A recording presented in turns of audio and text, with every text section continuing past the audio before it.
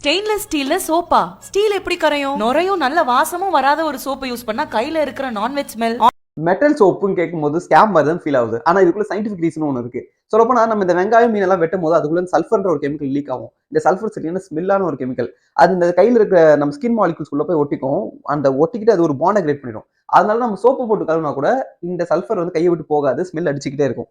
But இந்த சமயத்துல இந்த மாதிரி இந்த ஸ்டெயின்லெஸ் ஸ்டீல் சோப் வச்சு நம்ம அதை கழுவும் போது ஸ்டெயின்லெஸ் ஸ்டீல்ல நிக்கலும் அயன் எலமெண்ட்ஸ் இருக்கும். ஓகேங்களா? இந்த எலமெண்ட்ஸ் வந்து சல்ஃபர் கூட ரியாக்ட் ஆகி சல்ஃபரை ஸ்மெல் அடிக்கிற ஸ்டேட்ல இருந்து நியூட்ரல் ஸ்டேட்டுக்கு எடுத்துட்டு போயிடுது. அந்த ஸ்டீல் சோப் வச்சு கழுவிட்டு இருக்கும்போது தண்ணியை நீங்க அடிச்சீங்கன்னா சல்ஃபர் நியூட்ரலா மாறுதா? நியூட்ரலா மாறின சல்ஃபர் அந்த தண்ணியோட சேர்ந்து கையை விட்டு வெளியே போயிடுது. பட் ஒரு விஷயம், இது வந்து ரியல் சோப்புக்கு ரீப்ளேஸ்மெண்ட் கிடையாது. ஏன்னா இது பாக்டீரியாஸை கில் பண்ணாது. ஆயில்லாம் கையில இருக்குன்னா அந்த பிசுபிசு தன்மையெல்லாம் இது போகாது. அந்த சல்ஃபர் ஸ்மெல்ல மட்டும் தான் நிற்கும். அதுக்கு மட்டும் தான் இந்த ஸ்டீல் சோப்பு யூஸ் பண்ணலாம்.